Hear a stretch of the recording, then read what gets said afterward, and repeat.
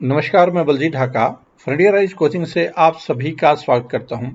और इस प्रेजेंटेशन में हम डिस्कस करने वाले हैं फ्रंटियर। इस प्रेजेंटेशन में डिस्कस करेंगे जो अभी 4 अक्टूबर को एग्ज़ाम हुआ था यूपीएससी का, आईएएस का।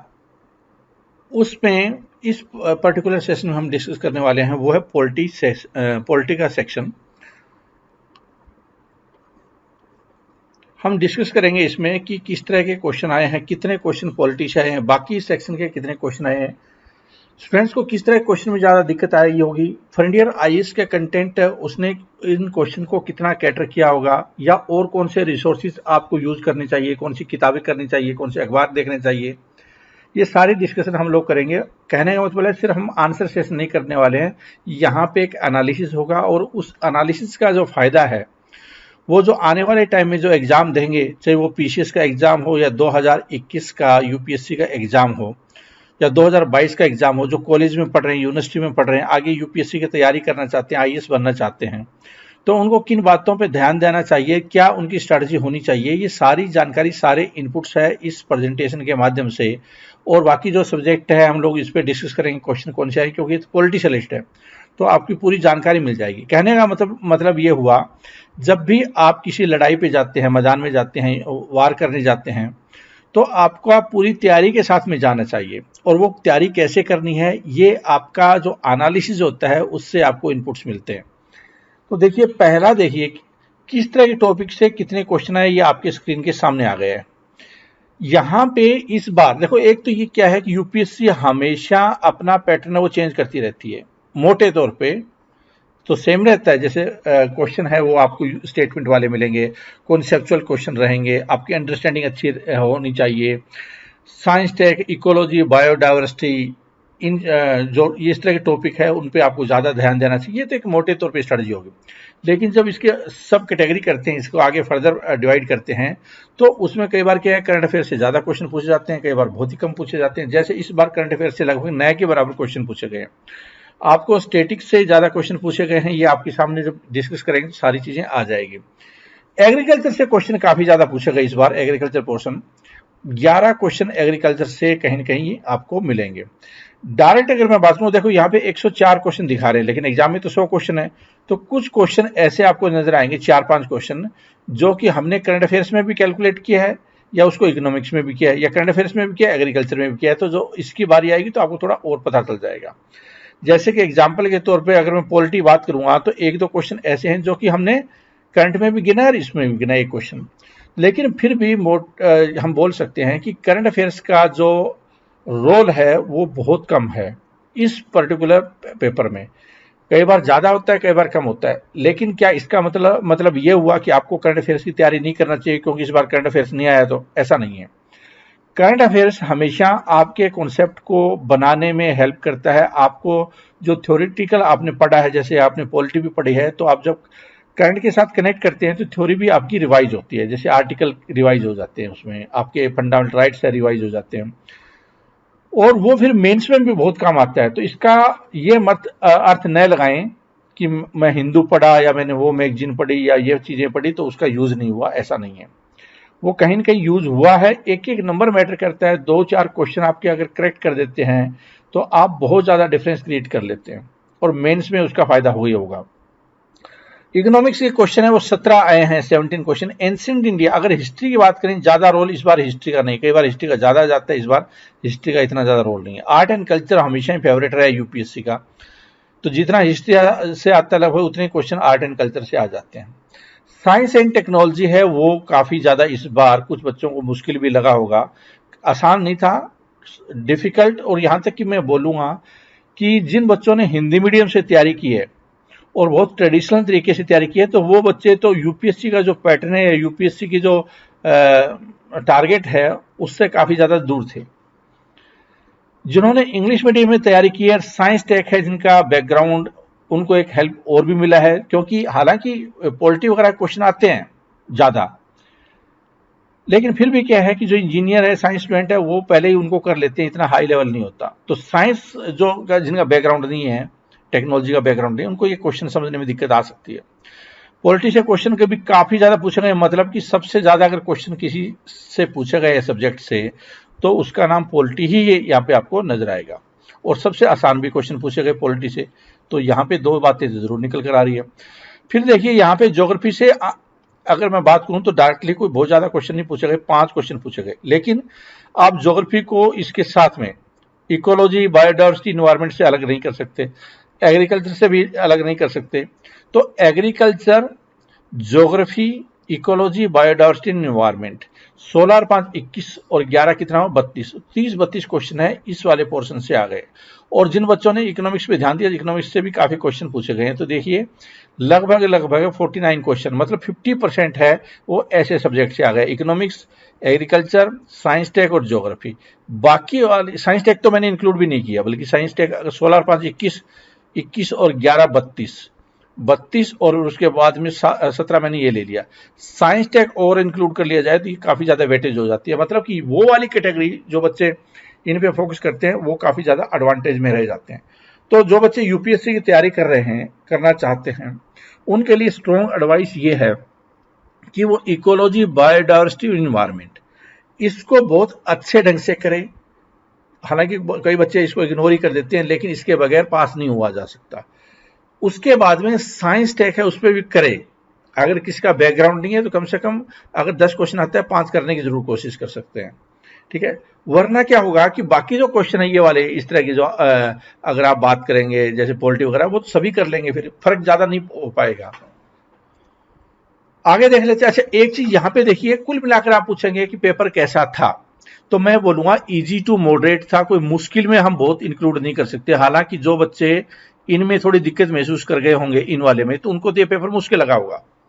लेकिन ओवरऑल अगर देखें तो कुछ बहुत ज्यादा आसान क्वेश्चन भी थे, कुछ फैक्चुअल क्वेश्चन भी थे। तो ये बहुत मुश्किल क्वेश्चन पेपर में हम लोग इसको इंक्लूड नहीं कर सकते, और यहां तक कि इजी टू मॉडरेट के बीच में इसको रखना पड़ेगा, क्योंकि 47 क्वेश्चन है इस दौरान है वो आसान आए हैं, मॉडरेट 32 है, तो ये वाला पोर्शन काफी ज्यादा हो जाता है। डिफिकल्ट थे लेकिन वो 25 थे। इसको एक ग्राफ के जरिए भी समझाया गया, अगर चाहें तो आप इसको अंडरस्टैंड भी कर सकते हैं। जैसे कि अगर आप देखेंगे नंबर ऑफ क्वेश्चन, एग्रीकल्चर है 10-11 क्वेश्चन, इस रूप में आप देख सकते हैं किस पोर्शन से, जैसे मॉडर्न इंडिया से इतने क्वेश्चन। पॉलिटी का ग्राफ काफी लंबा गया हुआ है, और ज्योग्राफी का ग्राफ इतना बड़ा नहीं है, इकोलॉजी का ग्राफ बड़ा हुआ है। यहाँ पे देखेंगे यहाँ पे, तो देखिए यहाँ पे इकोनॉमी में कोई मुश्किल क्वेश्चन नहीं पूछे गए। और अगर आप यहाँ पे भी देखेंगे, यहाँ पे भी कोई मुश्किल क्वेश्चन नहीं गए, क्योंकि हरे वाला ग्राफ है, हरा और जो ये येलो टाइप का ग्राफ है, आपको ये इंडिकेट कर रहा है कि ये वाला पोर्शन ज्यादा मुश्किल नहीं था। जो रेड वाला है, जहां जहां पे रेड का सिंबल स्ट्रॉन्ग है कंपैरेटिवली, देखो यहाँ पे सिंबल स्ट्रॉन्ग है, तो मॉडर्न इंडिया से कुछ क्वेश्चन जरूर मुश्किल हो सकते हैं। ये वाला पर साइंस टेक में मुश्किल क्वेश्चन को आपको देखने को मिलेगा। ज्योग्राफी में भी जो आए हैं कुछ एक मुश्किल क्वेश्चन हो सकते हैं। तो इस तरह से ग्राफ के जरिए भी हमने समझाने की कोशिश की। चलो चलते हैं, पॉलिटी का ये प्रेजेंटेशन है। पॉलिटी में पहला क्वेश्चन आपकी स्क्रीन पे है, 18 क्वेश्चन पूछे गए हैं। तो इस 18 में देखिए कि किस तरह के क्वेश्चन हैं। पार्लियामेंट्री सिस्टम ऑफ, एक चीज मैं फिर आपको हमेशा रिपीट करना चाहूंगा, अगर आप यूपीएससी की तैयारी कर रहे हैं तो आपको इंग्लिश अच्छी आनी चाहिए। कई बच्चे हिंदी मीडियम में इतना फोकस कर देते हैं, इतना फोकस कर देते हैं कि इनको ये पढ़ा हुआ ही इनको सिर दर्द लगने लग जाता है। तो बेटर यही है कि आप अपने 3-4 साल खराब करें, आखिर में कुछ नतीजा न निकले। आप कम से कम 3-4 महीने पहले इंग्लिश को सुधारने में लगा लीजिए। इससे आपका जो ओवरऑल समझ है, यूपीएससी की समझ है, या जो थोड़ा मुश्किल वर्ड होते हैं, कॉम्प्रिहेंशन पढ़ना है, हिंदू पढ़ना है, इंडियन एक्सप्रेस पढ़ना है, वो चीजें डेवलप हो जाएगी। तो सबसे पहले क्या है कि आप इंग्लिश का एक रीजनेबल लेवल, कम से कम एवरेज लेवल बना लीजिए। जिनको ये वर्ड पढ़ने में भी दिक्कत आ रही है, ये समझने में भी दिक्कत आ रही है, वो एक गंभीर मामला है। इसको इस रूप में न समझने की कोशिश कीजिए, मेरा हिंदी मीडियम, मेरा इंग्लिश मीडियम। भले ही आपका हिंदी मीडियम हो, आपको इंग्लिश आनी चाहिए। अगर आप इस दुविधा से भाग रहे हैं, इस मुद्दे से भाग रहे हैं, आप एग्जाम से काफी ज्यादा दूर हैं, आप एक ऐसी भूलभुलैया में घूम रहे हैं जिसका कोई अंत नहीं होगा। ठीक है, तो ये अगर एडवाइस आप मानना चाहते हैं, कड़ी एडवाइस है, आप मान सकते हैं, वरना इसको छोड़ सकते हैं और इस पेपर को भी छोड़ दीजिए फिर। ठीक है, आगे देख लेते हैं। Parliament system of governance is one on which, parliament system India में देखो, पार्लियामेंट सिस्टम है सेंटर में हो या स्टेट में हो, मतलब कि जहां पे जनता अपने प्रतिनिधि चुनती है, प्रतिनिधि चुनते हैं, वो सरकार बनाते हैं। और वो सरकार है बनेगी, वो क्या है, पार्लियामेंट के प्रति जवाबदेही होती है। तो political party in the parliament are represented in the government, कि सारी पॉलिटिकल पार्टी, यहां पे एक वर्ड लिख दिया, क्या सारी पॉलिटिकल पार्टी मतलब कांग्रेस भी है, बीजेपी भी है, वो सबकी सरकार है क्या? तो ये तो बिल्कुल ही गलत हो गया। Government is responsible to the parliament and can be removed by it. Government है वो पार्लियामेंट में, ये इसका आधार होता है, मतलब डेफिनेशन ये होती है कि पार्लियामेंट में, और parliament be specific to Lok Sabha lower house में, वो गवर्नमेंट रिस्पॉन्सिबल होगी, जनता के प्रति रिस्पॉन्सिबल नहीं होती। जब तक बहुमत है तब तक सरकार चलेगी, अगर बहुमत खो दिया तो इसका मतलब सरकार गिर जाएगी। तो ये वर्ड ज्यादा इंपॉर्टेंट है, बी इसका आंसर हो जाएगा, आगे आपको पढ़ने की जरूरत भी नहीं है। लेकिन जो बच्चे अच्छे से तैयारी नहीं करेंगे इसमें घूम जाएंगे, वो सोचते हैं government is elected by the people and can be removed bye them, तो ऐसा नहीं है। Government is chosen by the parliament but can not be removed by it before completion of the fix term, ऐसा नहीं है। Fix term है वो, उससे पहले भी सरकार को गिराया जा सकता है, जैसे कि वीपी सिंह की सरकार गिरी, चंद्रशेखर की सरकार गिरी, देवेगौड़ा की सरकार की, गुजराल की सरकार गिरी, उससे पहले मोरारजी देसाई की सरकार गिरी थी, चरण सिंह की सरकार गिरी थी। तो आप बहुत सारे एग्जाम्पल इस रूप में यहाँ पे देख सकते हैं। ठीक है, ये आपको फ्रंटियर आईएएस के जो हमारे नोट्स हैं, हमारा स्टडी कंटेंट है, कोर्स है, उसमें भी आपको मिलेगा, और हर तरह की किताब में आपको मिल जाएगा। आसान सा क्वेश्चन है ये। अगले क्वेश्चन पे आ जाते हैं। which part of the constitution of India declares the ideal of welfare state? जब वेलफेयर स्टेट की बात आती है, जब आजाद हुआ भारत तो उस टाइम में मिक्स्ड इकोनॉमी की कल्चर थी, क्योंकि पूरे वर्ल्ड में उस टाइम में जो रशिया है वो उसकी डोमिनेंस थी, और जो आप बोल सकते हैं कि जो तीन तरह की पॉलिटिक्स होती है, एक लेफ्ट होती है, एक सेंटर होती है, एक राइट होती है। तो लेफ्ट पॉलिटिक्स भी काफी ज्यादा हावी थी, सोशलिस्ट इकोनॉमी ज्यादा हावी थी, कम्युनिस्ट इकोनॉमी थोड़ी हावी थी।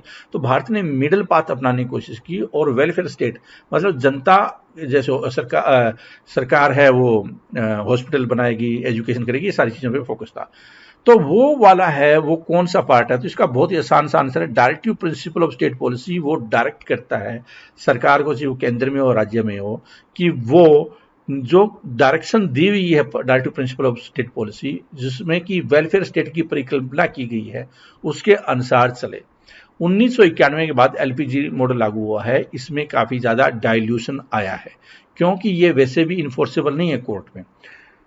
तो इसका राइट आंसर क्या हो जाएगा? ए इसका करेक्ट आंसर हो जाएगा। ये आपको हर तरह की किताब में मिल जाएगा, और फ्रंटियर आईएएस के नोट्स में भी, और बहुत सारे जो हम लेक्चर प्रोवाइड करते हैं तो उसमें मिलता है। अगले क्वेश्चन पे आ जाते हैं। Consider the following statement. तो अभी तक आपने देखे होंगे बहुत ही बेसिक टाइप के क्वेश्चन पूछे गए हैं, कोई हाई लेवल के है ही नहीं। पॉलिटी में आपको ओवरऑल आसान से ही क्वेश्चन मिलेंगे। The constitution of India defines it's basic structure in terms of federalism, secularism, fundamental rights and democracy. क्या है कि भारत का संविधान ये डिफाइन करता है इस basic structure in terms of federalism, secularism, fundamental rights and democracy. तो देखो, भारत का संविधान, क्या भारत के संविधान के किसी आर्टिकल में लिखा हुआ है कि सेकुलरिज्म क्या होती है? ये स्ट्रक्चर है ना, बेसिक स्ट्रक्चर, बेसिक फीचर जिसको बोलते हैं कि बेसिक स्ट्रक्चर क्या होगी, तो वो डिफाइन नहीं करता है। ये जो चीजें हैं वो हम अलग अलग, जैसे कि प्रीएम्बल है वहां से देखते हैं, फिर फंडामेंटल राइट्स है वहां से देखते हैं।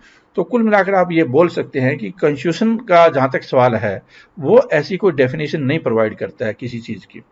ठीक है, constitution of India provides for judicial review to safeguard the citizen liberty and to preserve the ideal on which the constitution is based.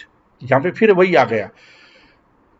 इस तरह के क्वेश्चन जो मैंने 20,000 क्वेश्चन है जो फ्रंटियर आईएएस के जीएस के रिलेटेड, उसमें 3,000 क्वेश्चन है वो इंडियन पॉलिटी पे है। तो कम से कम 7-8 क्वेश्चन ऐसे हैं जो इन्हीं चीजों के इर्द गिर्द घूमते हैं। 7-8 से बल्कि 10 से भी ज्यादा क्वेश्चन है इन्हीं चीजों के। जुडिशियल रिव्यू है, कोई संविधान में लिखा हुआ नहीं है डायरेक्टली, इनडायरेक्टली इंटरप्रिटेशन हो सकता है। तो ये पूरी, अगर आप स्टेटमेंट पढ़ेंगे आपको और ज्यादा क्लियर हो जाएगा। इसका मतलब ये दोनों गलत हुई स्टेटमेंट। ये पहली गलत ये है कि federalism, secularism, fundamental right and democracy are part of the basic structure of the constitution, but the constitution nowhere define basic structure. ये कोर्ट का जो आदेश है, कोर्ट का इंटरप्रिटेशन है, कोर्ट की जजमेंट है, उससे हमें पता चलता है कि बेसिक स्ट्रक्चर क्या है। वैसे पता नहीं चलता, वैसे कहीं लिखा हुआ नहीं है। Basic structure is a judicial innovation of the supreme court, innovated on 24 April 1973 in Kesavananda Bharati case, ये केशवानंद भारती केस में ये निकल कर आया था कि सरकार या पार्लियामेंट चेंज कर सकती है चीजें, लेकिन वो बेसिक स्ट्रक्चर को नहीं चेंज कर सकती। तो वहां से ये मुद्दा निकल कर आया था, संविधान में इसका नहीं है जिक्र। तो ये पहली स्टेटमेंट तो बिल्कुल गलत होगी, आपको पता ही चल गया।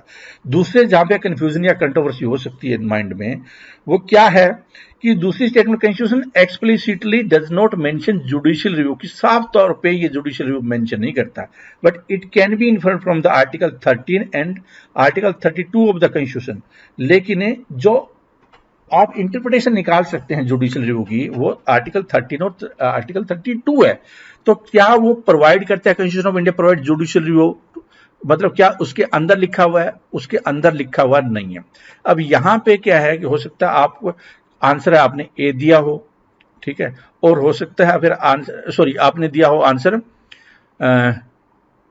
कौन सा नहीं हो सकता, ये पूछा ना, कौन सा हो सकता है करेक्ट, कौन सा है, तो हो सकता है आपने लिखा हो कि करेक्ट दूसरा है, लेकिन एक्चुअल में कोई भी इसमें करेक्ट मेरे अनुसार नहीं है, क्योंकि इस तरह के क्वेश्चन पहले भी आए हैं एग्जाम में। अगर आप पिछले 5-7 सालों में जिक्र करोगे, अलग अलग हमने क्या है कि हर स्टेट के एग्जाम के भी जो 20,000 क्वेश्चन उसमें इंक्लूड किए थे 3,000 में। तो जुडिशियल रिव्यू है वो कोई संविधान का चीज नहीं है। क्या है वो जुडिशरी का इंटरप्रिटेशन है, अलग अलग आर्टिकल का व्याख्या करने वाला, ठीक है। तो उस रूप में आपको ये मानना पड़ेगा। तो आंसर क्या होना चाहिए फिर इसका? डी इसका आंसर होना चाहिए। One common agreement between Gandhism and Marxism is, क्या दोनों के बीच में एग्रीमेंट है?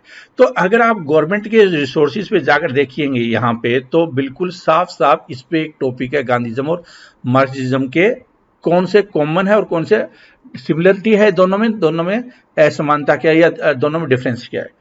आप और भी बहुत सारे आर्टिकल आपको मिल जाएंगे पॉलिटिकल साइंस से रिलेटेड, जहां पे भी ये बात लिखी हुई है। क्या है कि दोनों का ऑब्जेक्टिव ये था कि स्टेट का इंटरफेरेंस है, final goal of stateless society, कि लोगों की राइट्स है उनकी बात हो रही है।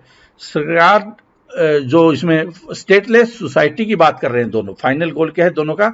स्टेटलेस सोसाइटी, ठीक है। तो ए इसका करेक्ट आंसर होगा, ए इसका करेक्ट आंसर होगा। इसका अगर आपको जानना है, देयर इज स्टेटमेंट क्या लिखा हुआ है जो गवर्नमेंट की वेबसाइट है उस पर, there is a great similarity between Mahatma Gandhi and Karl Marx, however while the final aim of both them is the establishment of stateless and classless society, their means for achieving this aim are different. Mahatma Gandhi wanted to achieve this end through non-violent means, but Marx wanted to achieve it through violent means. तो यहाँ पे difference तो ये दे दिया, लेकिन जो दोनों का अल्टीमेटली ऑब्जेक्टिव था वो ये था कॉमन उनका, ठीक है। आपको अलग अलग जगह पे ये मिल जाएगा, और यहाँ पे चैप्टर नंबर भी दिया हुआ है। अगर आप इस पे जाएंगे पीडीएफ में जाइए, चैप्टर नंबर ये गवर्नमेंट के सामग्री है, वहां पे आप देखेंगे कि इस चैप्टर में पूरी यही जानकारी है गांधीज्म और मार्क्सिज्म के बीच में। In the context of India, which one of the following is the characteristics appropriate for bureaucracy? क्या लिखा हुआ है यहाँ पे कि इंडिया के संदर्भ में आपको ये बताना है which one of the following is the characteristic appropriate for bureaucracy. Bureaucracy India में का मतलब क्या है? ब्यूरोक्रेसी का जो स्ट्रक्चर है, काम करने का तरीका है, वो क्या हल करता है इंडिया में, ये क्वेश्चन है। तो agency for widening the scope of parliament democracy, क्या एक पार्लियामेंट डेमोक्रेसी को मजबूत करने में मदद करती है कोई? नहीं, ऐसा नहीं है, बल्कि ये उल्टा भी थोड़ा थोड़ा काम कर सकती है। जो सिविल सोसाइटी है वो पार्लियामेंट डेमोक्रेसी को मजबूत करने में काम कर सकती है, लेकिन यहाँ पे वो नहीं है। एजेंसी फॉर स्टिमुलाइज, इसका राइट आंसर क्या होगा? एजेंसी फॉर इंप्लीमेंटेशन ऑफ, ये पब्लिक पॉलिसी होती है, सरकार पॉलिसी बनाती है। जो आईएएस ऑफिसर होते हैं या ब्यूरोक्रेसी में सारे आ जाते हैं, चपरासी से लेकर ऊपर सारे ब्यूरोक्रेट से लेकर बड़े तक सरकारी कर्मचारी सारे इसमें ब्यूरोक्रेसी में आ जाते हैं। तो वो इम्प्लीमेंटेशन करते हैं पब्लिक पॉलिसी की। अगर कोरोना काल में जो सरकार ने ऊपर फैसले लिए उसको नीचे तक कैसे इंप्लीमेंट करना है, ये ब्यूरोक्रेसी का काम है। Agency for implementation of a public policy, ये इसका करेक्ट आंसर होगा। इधर उधर आपको देखने की भी जरूरत नहीं है इसमें, तो ठीक है। Preamble to the constitution of India, जो प्रस्तावना है संविधान की, उसके ऊपर क्वेश्चन है कि preamble to the constitution of India is, वो क्या है? ए पार्ट ऑफ द, इसमें भी थोड़ी कंफ्यूजन आपके दिमाग में हो सकती है क्रिएट, लेकिन हम लोग दो केस स्टडी करेंगे, एक में आपको ये आंसर नजर आएगा, फिर जब आप दूसरा केस भी देखेंगे तो आपको ये फिर नीचे वाला आंसर नजर आएगा। जो 3000 क्वेश्चन की जो 20,000 क्वेश्चन की सीरीज थी जिसमें 3000 पॉलिटी के क्वेश्चन थे, उसमें ये मामले को कम से कम 3-4 एंगल से अलग अलग रूप में अलग अलग क्वेश्चन में पूछा गया था। ये part of the constitution preamble है। देखो अल्टीमेटली क्या है, प्रियम्बल एक संविधान का हिस्सा है। ये कब हुआ? केशवानंद भारती केस में। In this case for the first time bench of 13 जजेस was assembled to hear a writ petition. Court held that preamble of the constitution will now be considered as part of the constitution. Preamble is not the supreme power or source of any। देखो आगे sentence देखिए, इसमें क्या है कि preamble है क्या judgement में, preamble is not the supreme power or source of any restriction or provision but it plays an important role in interpretation of the statutes and provision of the constitution. क्या है कि ये जो अलग अलग कानून बनते हैं, अलग अलग एक्ट बनते हैं, उनको इंटरप्रिटेशन करता है कि जो संविधान है वो मूल भावना को बताता है, देश को कैसे चलाना है। तो अगर कोई इंटरप्रिटेशन करना है किसी लोग का तो प्रियम्बल है उसमें मदद करता है। तो यहां तक तो ये बात हो गई। So it can be conclude that preamble is a part of introductory part of the constitution. तो यहां पे लिखा गया इस जजमेंट में कि प्रियम्बल है, इसलिए संविधान का अंग है। तो इसका मतलब ये क्वेश्चन है वो, ये ऑप्शन तो कट गया, अब रह गए बाकी 3 ऑप्शन। ठीक है, अब देखिए आगे एक और जजमेंट आता है। अगर आप ये जजमेंट देख लेंगे तो ये आंसर देने की संभावना बढ़ जाएगी आपकी। लेकिन आगे देखिए जजमेंट में क्या होता है। 1995 के केस में union government versus LIC of India, ये केस हुआ, union government versus LIC of India. Supreme court has once again held that preamble is the integral part of the constitution but is not directly enforceable in court of justice in India। कि directly देखो ये क्या है कि independently, directly का मतलब कि ये इंडिपेंडेंटली काम नहीं करेगा, इसका कहीं न कहीं मिलाकर देखना पड़ेगा। मतलब कि जो हम ये नहीं बोल सकते कि सिर्फ और सिर्फ प्रियम्बल है वो फैसला कर देगा, बट इज नॉट डायरेक्टली, वो कोर्ट में डायरेक्टली फोर्सेबल नहीं है, इंडिपेंडेंटली। तो क्या है, a part of the constitution but has no legal effect independently of other parts. इसका कोई अलग से इंपैक्ट नहीं है, मतलब इंडिपेंडेंट काम करके कोई लीगल इफेक्ट नहीं आएगा। इसका क्या है कि इंडिपेंडेंट वर्किंग नहीं होगी इसकी, वो क्या है दूसरे जो एक्ट है उसके साथ में उसका इंटरप्रिटेशन करने में मदद करेगा। तो इसलिए इसका आंसर क्या है कि डी हो जाता है। इसका आंसर क्या हो जाता है, डी हो जाता है। तो यहां पे ये वाला केस है, इसको मदद करता है इस क्वेश्चन को, इस लैंग्वेज को, स्टेटमेंट को सोल्व करने में। और ऊपर वाला केशवानंद भारती क्या करता है, यहां पे इसको सोल्व करने में मदद करता है, इतने वाले पॉइंट।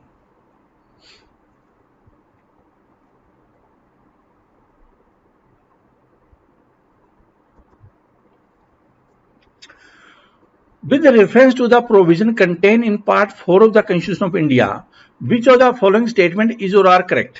क्या लिखा हुआ यहाँ पे कि आपको बताना है कि जो पार्ट 4 है संविधान का, क्या है, part 4 of the constitution of India, which of the following statement, part 4 कौन सा है, पार्ट 4 है वो directive principle of state policy, part 3 fundamental right वाला, और पार्ट 4 ये। तो क्या दिया हुआ है, कौन सी स्टेटमेंट करेक्ट है, तो करेक्ट ज्यादातर इस बार क्या करेक्ट ही पूछी गई है, तो इसलिए अनकरेक्ट इनकरेक्ट और करेक्ट का ज्यादा चक्कर में नहीं है। दे shall be enforceable bye courts, क्या लिखा हुआ है यहां पे, देखिए यहां पे the directive principle of state policy, उसके जो प्रोविजन है उसमें क्या बताया गया है, ये क्वेश्चन आपके सामने। दे shall be enforceable by court, क्या कोर्ट है उनको इन्फोर्स कर सकता है, मतलब आप कोर्ट में जा सकते हैं, क्या कोर्ट में जा सकते हैं, तो इसके लिए कोर्ट में जा नहीं सकते, बल्कि ये सिर्फ और सिर्फ सरकार को ये बोलते हैं, डायरेक्ट करते हैं, इंस्ट्रक्ट करते हैं कि आप सोशल वेलफेयर की बात कीजिए, लेकिन वो कोर्ट में नहीं जा सकते, सरकार को बोलेंगे बस। They shall not be enforceable by any court, तो कोई भी कोर्ट है उनको इन्फोर्स नहीं कर सकता। ठीक है, तो इसका राइट आंसर क्या हुआ, इसका मतलब क्या है, ये तो करेक्ट हो गया और ये गलत हो गया। तो देखिए दो किस्में हैं, दो तो एक तो पूछा करेक्ट कौन सा है, तो ये गलत हो गया और ये गलत हो गया। इसका मतलब या तो बी होगा या डी होगा। बी और डी में देखिए, principle laid down in this part are to influence the making of the laws by the state. तो जो इसमें सिद्धांत दिए हुए हैं, चाहे वो महिलाओं से रिलेटेड हो, मैटरनिटी से रिलेटेड हो, या फिर क्या है कि वो जुडिशरी से रिलेटेड हो, सेपरेशन ऑफ जुडिशरी और एग्जीक्यूशन का, तो वो बेसिक जो सिद्धांत है वो सरकार को लॉ बनाने में मदद करते हैं, इन्फ्लुएंस करते हैं। तो ये स्टेटमेंट भी बिल्कुल सही है। तो आंसर क्या हो जाएगा? दूसरी और तीसरी स्टेटमेंट क्या है? बिल्कुल सही है, डी इसका आंसर हो जाएगा। ठीक है, तो ये आपको फ्रंट ईयर आईज के नोट्स में मिल जाएंगे, हर जगह पे भी आपको मिल जाएंगे, इसमें कोई नई बात नहीं है। कंसीडर द फॉलोइंग स्टेटमेंट, बहुत ही लंबा सा क्वेश्चन लग रहा है ये, देखते हैं क्या है। Consider the following statement according to the constitution of India a person who is eligible to vote. बहुत ही इंटरेस्टिंग सा क्वेश्चन है, देखिए क्या है, लेकिन आसान भी बहुत है ये, ज्यादा मुश्किल आपको नहीं लगेगा। हालांकि डिफिकल्ट इस पर लगाया हुआ है निशान, लेकिन वो इंटरप्रिटेशन का सवाल है, इसमें थोड़ा सा भी समझेंगे, दिमाग लगाएंगे तो इसको फिर आप आसानी से सोल्व कर पाएंगे। According to the constitution of India a person who is eligible to vote can be made a minister in a state for 6 months even if he or she is not a member of the legislature of the state. तो एक तो क्या है कि state का मतलब, यहाँ पे लेजिस्लेचर ऑफ द स्टेट का मतलब ये हुआ कि विधानसभा की बात कर रहे हैं, स्टेट लेजिस्लेचर की बात कर रहे हैं, विधानसभा की बात कर रहे हैं। अब देखिए बोल रहा है कि अगर कोई वोट के लिए एलिजिबल है, तो वोट के लिए एलिजिबल कौन होता है? जिसकी उम्र 18 से ऊपर होती है, वो सारे के सारे वोट के लिए एलिजिबल है, वोट दे सकते हैं। तो पूछा गया है कि वो मंत्री बन सकता है क्या? ठीक है, भले ही वो 6 महीने के लिए, भले अगर वो एमएलए नहीं बना है, लेकिन क्या वो वोट देने वाला बंदा 6 महीने के लिए जो होता है उसके लिए बन सकता है क्या? तो कम से कम एमएलए बनने के लिए 25 साल की उम्र हो, और एमएलए ही बन सकता है, तो इसका मतलब क्या 18 साल वाला तो नहीं बन सकता। तो ये क्वेश्चन गलत हो गया स्टेटमेंट, कि एनी वोटर, हर वोटर है वो एलिजिबल नहीं है, तो ये गलत हो गया ना। तो इसलिए स्टेटमेंट ये पहले गलत हो गई। 18 साल वाला, वो 22 साल वाला, ये लोग मंत्री नहीं बन सकते। दूसरी देखिए, क्योंकि मंत्री बनने के लिए फिर क्या चाहिए? मंत्री बनने के लिए चाहिए कि वो एमएलए होना चाहिए, और एमएलए होने के लिए क्या है कि उसको फिर एमएलए होना चाहिए, लेकिन 6 महीने के अंदर अंदर हो जाना चाहिए। तो यहां पे कहीं ये लिखा हुआ है क्या उम्र उसमें आएगी? लेकिन वो क्वेश्चन ये आ जाएगा फिर कि जब उम्र ही नहीं है तो वो लीगली नहीं है, क्योंकि वो बन ही नहीं सकता। इसलिए यहां इंटरप्रिटेशन आप इस रूप में इसको ले सकते हैं। According to the representation of the people act 1951, a person convicted of a criminal offense and sentenced to imprisonment for 5 years is permanently disqualified from contesting an election even after his release from the prison। यहां पे लिखा गया है जिसको 5 साल की सजा होगी वो कभी जिंदगी में इलेक्शन नहीं लड़ सकता। जबकि एक्चुअल में क्या, अगर जो हरियाणा से बिलोंग करते हैं उनका ज्यादातर ये स्टेटमेंट उनको पता होगी, क्योंकि चौटाला साहब है वो काफी समय से जेल में है, और जेल में आने के 6 साल तक, 6 साल के बाद वो इलेक्शन लड़ सकते हैं दोबारा। तो ऐसा कहीं पे नहीं लिखा हुआ है कि वो इलेक्शन कभी नहीं लड़ सकते। होता क्या है कि 2 साल की सजा अगर उससे ज्यादा किसी को होगी तो क्या हो जाएगा? 2 साल से ज्यादा की सजा होगी तो उस पर वो बैन लग जाता है। कितने समय का बैन? कि जब भी वो रिलीज होता है 6 महीने के अंदर, जब भी वो रिलीज होता है 6 साल के अंदर अंदर वो इलेक्शन नहीं लड़ पाएगा, उसके बाद लड़ सकता है। तो ये स्टेटमेंट जो लाइफ वाला परमानेंट डिस्क्वालीफाई करने वाला, ये स्टेटमेंट ही गलत है। ऐसा कोई लॉ इंडिया में नहीं है, क्योंकि इतना बड़ा हंगामा हो जाता है, इतना ये लॉ होता है, तो परमानेंट डिस्क्वालीफाई ये नहीं है इसमें। तो आंसर क्या हो जाएगा? कोई भी इसमें स्टेटमेंट करेक्ट नहीं है।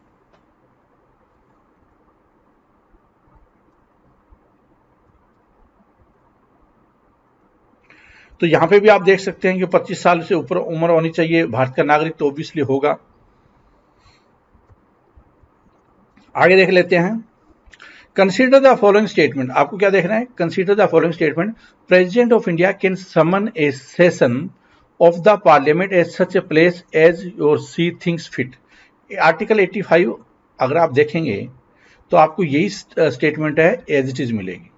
क्या मिलेगी? कि पार्लियामेंट को समन कर सकता है जब उनको लगता है, वो किसी भी जगह पे समन कर सकता है, ठीक है, as such a place, as your he thinks fit. तो ये स्टेटमेंट बिल्कुल सही है, पहली लाइन।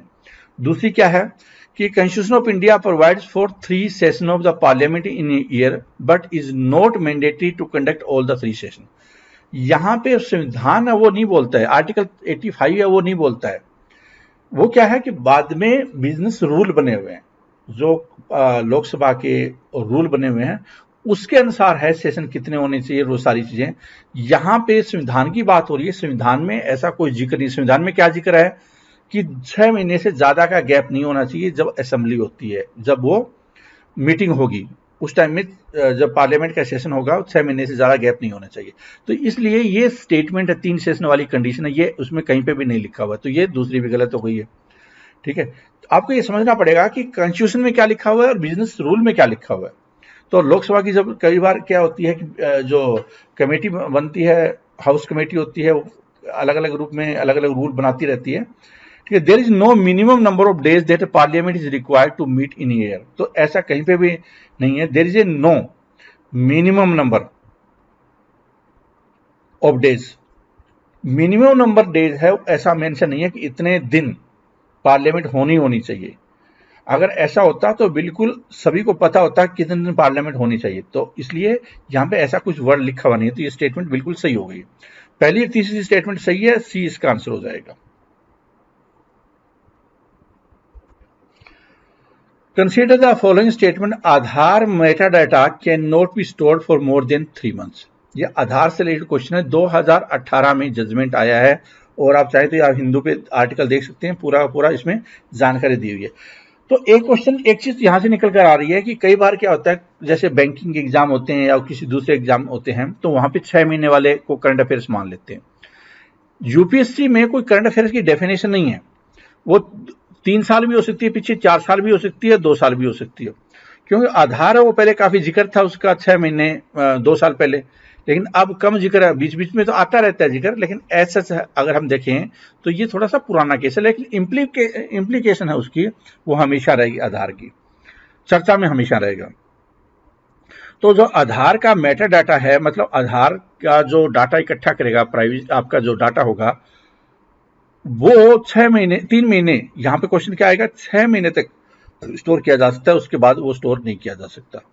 ठीक है, ये सुप्रीम कोर्ट की वर्डिंग है, सुप्रीम कोर्ट का जो जजमेंट है ना, constitutional bench of the supreme court, ये आधार को उन्होंने जायज माना कि हाँ आधार होना चाहिए। गवर्नमेंट सर्विसेज जहां पे जरूरत होती है, वेलफेयर स्कीम होती है, कंसोलिडेटेड फंड ऑफ इंडिया से पैसा निकल गया, उसके लिए सरकारी सेवाओं के लिए ये जरूरत है, प्राइवेट सेक्टर के लिए जरूरत नहीं है, ये फैसला हुआ था उस टाइम में।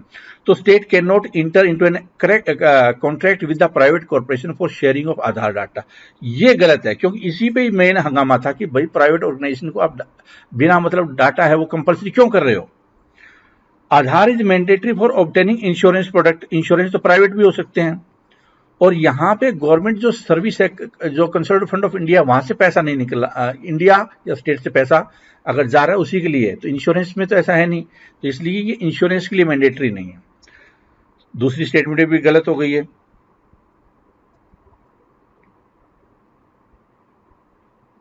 नहीं, ये तो स्टेटमेंट सही थी ना ऊपर वाली, कि वो इंटर नहीं कर सकता, ये स्टेटमेंट सही होगी कि सरकार है वो प्राइवेट कॉर्पोरेशन है, जैसे LIC तो कर सरकारी है, लेकिन जो दूसरी ऑर्गेनाइजेशन है जैसे कि एयरटेल हुआ या वोडाफोन, जियो, तो इनके साथ कोई एग्रीमेंट ऐसा नहीं कर सकती कि आधार डाटा देंगे आपको।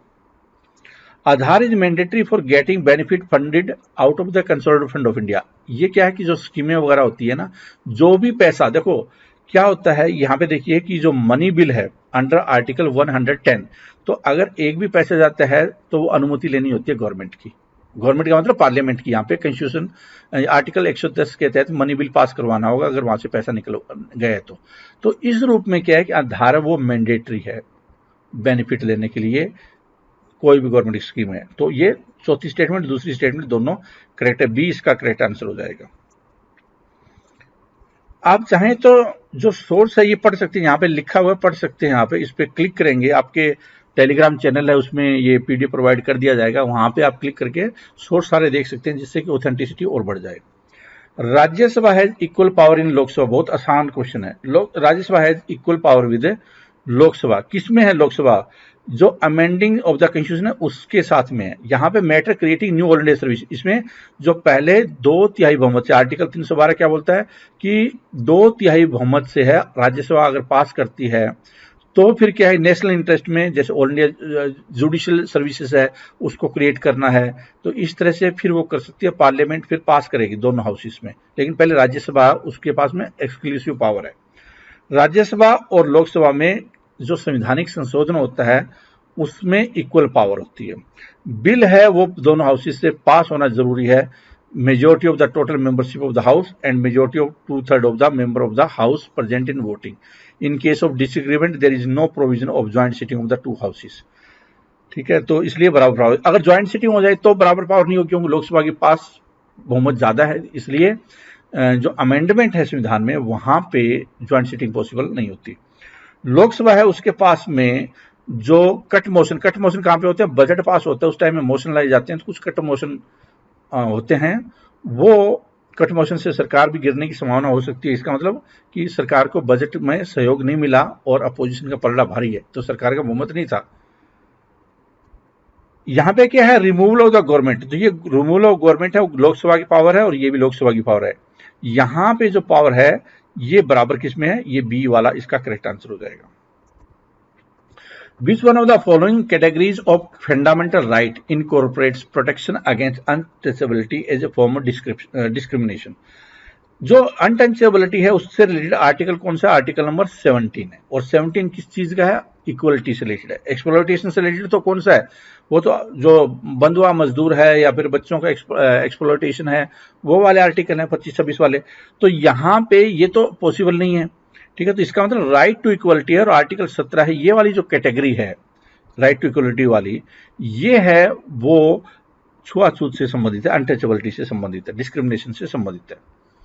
ठीक है, आगे देखिए कि इन इंडिया, तो आंसर क्या हो जाएगा इसका, डी आंसर हो जाएगा। फिर in India separation of judiciary from the executive is enjoined by, यहां पे साफ साफ लिखा हुआ है, देखो directive principle of state policy है, उसमें आर्टिकल 50 है, वो क्या बोलता है, जुडिशरी अलग होनी चाहिए और एग्जीक्यूटिव अलग होनी चाहिए, दोनों अलग अलग काम करें। ठीक है, directive principle of state policy, तो बहुत ही फैक्चुअल टाइप का क्वेश्चन है, इसमें कोई इधर उधर की बात नहीं है। Constitutional government by definition is, ये क्या है कंस्टिट्यूशनल गवर्नमेंट, देखो यहां पे बिल्कुल साफ डेफिनेशन दे दी गई है। यहाँ पे constitutional government is a government with limited power, constitution has impose some limitation on the power of the government, कि गवर्नमेंट के पास में एब्सोल्यूट पावर नहीं है, नागरिकों के अधिकार है जैसे फंडामेंटल राइट्स हैं, गवर्नमेंट है वो अपने तरफ से कुछ नहीं कर सकती, मतलब कि limited government, constitutional government by definition is a limited government. ठीक है, constitution has impose some limitation of the power of the government, तो ये थोड़ी डेफिनेशन सी है, उस रूप में क्वेश्चन है, डायरेक्ट इसका आंसर हो जाएगा D. Other than fundamental rights, यहां पे ऊपर की बात करें थोड़ा और देख लेते हैं, मल्टी पार्टी गवर्नमेंट, ये कौन सी गवर्नमेंट होती है, multi party government, constitutional government, तो यहां पे हम कंस्टिट्यूशनल गवर्नमेंट क्या हुई, क्या मल्टी पार्टी गवर्नमेंट को कंस्टिट्यूशनल गवर्नमेंट बोलेंगे, ऐसा नहीं है, वो तो अगर दो पार्टी है तो भी कंस्टिट्यूशनल गवर्नमेंट हो सकती है, सिंगल पार्टी है तो भी हो सकती है, तो ऐसे कोई ये डेफिनेशन ऐसा नहीं हो सकता। पॉपुलर गवर्नमेंट कौन सी होगी, जैसे रॉबर्ट मुगाबे हैं, उसकी सरकार जिम्बाब्वे में आई, पहले तानाशाही था, लेकिन जब क्रांति के बाद में पता चला कि मुगाबे साहब भी तानाशाह बन गए। ठीक है, तो पॉपुलर गवर्नमेंट है वो कहीं ना कहीं, ये पॉपुलर गवर्नमेंट की डेफिनेशन किस रूप में है कि जनता है वो एक, जैसे मुगाबे का एग्जांपल लिया, या ऐसे इंसान के पीछे पागल हो जाती है और उसको चुन लेती है। ठीक है, तो कोई जरूरी नहीं है वो फिर संविधान के अनुसार ही चले, कंस्टिट्यूशनल गवर्नमेंट है उसका वो पालना करे, उसके पास एब्सोल्यूट पावर भी हो सकती है फिर, तो यहाँ पे पॉपुलर गवर्नमेंट है वो एक अलग दिशा में चली गई ये बात। ठीक है, गवर्नमेंट बाय लेजिस्लेचर, यहां पे स्टूडेंट है इस दो में मात खा सकते हैं, मेरे ख्याल से ऐसा लग रहा है मुझे। गवर्नमेंट बाय लेजिस्लेचर, इसको मैं थोड़ा सा और इंटरप्रिटेशन करने की कोशिश करूं तो ज्यादा बेटर हो सकता है। लेजिस्लेचर क्या हुआ, लेजिस्लेचर हुआ कि पार्लियामेंट के जो एमपी है उसकी बात हो रही है। ठीक है, पार्लियामेंट की बात हो रही है यहाँ पे, एक होती है एग्जीक्यूटिव, एक होती है जुडिशरी, ठीक है, और एक होता था मीडिया, चौथा स्तंभ होता था, आज के टाइम में तो है नहीं, आपको पता ही है। तो यहां पे लिखा गया है कि जो लेजिस्लेचर है, जो कानून बनाते हैं उसके द्वारा गवर्नमेंट बाय लेजिस्लेचर, ऐसा नहीं है, सरकार अलग होती है और ये अलग है और ये अलग है, तो ये टेक्निकली डेफिनेशन इसमें मैच नहीं हो रही है। Government by legislature, government by नहीं, parliament by legislature, rule by, जो कानून है वो लेजिस्लेचर बनाते हैं, गवर्नमेंट नहीं है, गवर्नमेंट तो बिल्कुल अलग है, एग्जीक्यूटिव है। Other than the fundamental rights, which of the following parts of the Constitution of India reflect or reflects the principle and provision of the Universal Declaration of Human Rights? तो यहाँ पे थोड़ा सा क्वेश्चन है, tilt दे दिया गया। इसका क्या ये करंट का क्वेश्चन है? देखो, जब बात आई थी, ये जो सीए का आंदोलन चला था, तो उसमें ये मामला निकल कर आया था कि जो अगर सिटीजन के राइट हैं तो उसकी ड्यूटी भी होनी चाहिए। या उससे पहले भी बात आई है, जब से सरकार 2014 से बनी है, तब से लेकर क्या है कि यहाँ पे राइट्स की कम और ड्यूटी की बात ज्यादा होती है। सरकार बोलती है कि ये आपकी ड्यूटी है, ये आपकी ड्यूटी है। तो क्या जब ये मामला चल रहा था इसलिए उसमें भी ये था कि universal declaration of human right है, उसमें भी आर्टिकल 29 है वहां पे, अगर आप इसमें पढ़ेंगे, इस पर क्लिक करके आर्टिकल 9 वो क्या बोलता है कि अगर नागरिक अपनी ड्यूटी करेंगे तो एक बेटर माहौल बनेगा। अब ये नहीं कि आप अपनी ड्यूटी तक करेंगे नहीं और सिर्फ राइट्स की बात करेंगे तो अराजकता फैल जाएगी। इसलिए ह्यूमन राइट वायलेशन की जब बात आती है, उनके राइट्स की बात आती है, ये डिक्लेरेशन ऑफ ह्यूमन राइट्स है, तो उसमें एक जगह पे आर्टिकल नंबर 29 है, वहां पे वहां पे लिखा गया है कि बेटर होगा कि आप जब ड्यूटी निभाएंगे तो आप एक बेटर सोसाइटी के रूप में रह पाएंगे और आप ज्यादा खुश रह पाएंगे, आपको राइट्स भी ज्यादा मिलेंगे। ठीक है, मतलब आपकी ड्यूटी दूसरों के, आपके राइट से दूसरों को परेशान भी नहीं करनी चाहिए। Preamble directive principle of state policy, तो यहां तो आपको बिल्कुल समझ में आ रहा होगा कि जो अदर देन फंडामेंटल राइट तो बात होती है, जो ह्यूमन राइट्स की बात होती है, तो यहां पे प्रीएम्बल है, वो कहीं कहीं which of the following part of the constitution of India reflect the principle and provision of the universal declaration of human right. हम ह्यूमन राइट्स की बात करेंगे तो ये बताएंगे कि हमारा जो प्रीएम्बल है वो भी क्या है, इक्वलिटी की बात करता है। तो ह्यूमन राइट्स में क्या है, इक्वलिटी एक इंपॉर्टेंट फैक्टर होता है। अगर राइट्स होंगे तो इक्वलिटी होगी। तो हमारी प्रीएम्बल है वो जस्टिस की बात करता है, तो यहाँ पे कहीं कहीं इन्फोर्स कर रहा है या उसका प्रोविजन रिफ्लेक्ट कर रहा है, हाँ भाई राइट्स की बात हो रही है। Directive principle of state policy, ये तो है ही है कि अगर कोई गरीब है, सोशल से पिछड़ा हुआ है, मैटरनिटी लीव है, या इस तरह की जो चीजें हैं उसको ये प्रमोट करता है, ये रिफ्लेक्ट करता है। समाज का कमजोर वर्ग है उसको वो मजबूत करता है। तो directive principle of state policy क्या है, ह्यूमन राइट्स को वो बढ़ावा दे रहा है। तो ये भी ठीक है, ये भी ठीक है। अब फंडामेंटल ड्यूटी को मैंने बता दिया है कि अलग सिरे से, ठीक है, कि किस रूप में ह्यूमन राइट्स का जिक्र आया था, और इसको करंट का क्वेश्चन भी मान सकते हैं, बीच बीच में ये जिक्र आता भी है, आप इसको पढ़ भी सकते हैं चाहे तो आंसर क्या होगा इसका, डी इसका आंसर हो जाएगा। ठीक, हो सकता है कुछ बच्चे दोनों ही करेक्ट देकर मतलब आंसर इसका ए मान रहे हो, लेकिन इसका एक्चुअल में आंसर है वो डी है। आप इसमें देख लेंगे तो बिल्कुल क्लियर हो जाएंगे। आर्टिकल नंबर 29 देख लेना। In India legal services authority provide free legal services to which of the following type of citizen. यहां पे लिखा है किस तरह के सिटीजन को। ये वाले क्वेश्चन कम से कम जो 3000 क्वेश्चन किए गए हैं कवर, 20,000 क्वेश्चन की सीरीज में पॉलिटी के, उसमें से 7 से लेकर 10 बार इनका जिक्र आया है, किसका, लोक अदालत का या लीगल सर्विसेज का जिक्र आया, और उसमें सारी चीजें कवर है। तो ये बहुत ही इंपॉर्टेंट सोर्स है, हो सकता है इतनी डिटेल में आपको कहीं न मिले। Person with annual income less than 1 lakh, क्या है कि ये लीगल सर्विसेज क्या है, लीगल सर्विसेज का एक कॉन्सेप्ट है जिसमें कि जो गरीब ज्यादा हैं या जो इनके पास रिसोर्सेज इतने नहीं, उनको मदद करने के लिए या मुकदमों को जल्दी निपटाने के लिए लोक अदालत वगैरह करके। तो person with annual income less than 1 lakh, transgender with annual income less than 2 lakh, member of other backward classes OBC with an annual income of less than 3 lakh, और ऑल सीनियर सिटीजन। तो यहां पे देखिए कि इसका आंसर क्या होगा, इसका आंसर है ए। क्यों है ए, देखिए कि इसमें सभी all women, children, SC ST and disabled person can access this free help. महिलाओं को, SC ST को, बच्चों को ये फ्री हेल्प मिलेगी। इसके अलावा जो सीनियर सिटीजन है जिनकी एनुअल इनकम 2 लाख से कम है वो एलिजिबल है इस हेल्प के लिए। ठीक है, जिनका कि 1 लाख से less than 2 lakh and are eligible for men who earn less than 1 lakh a year and transgender with annual income 2 lakh.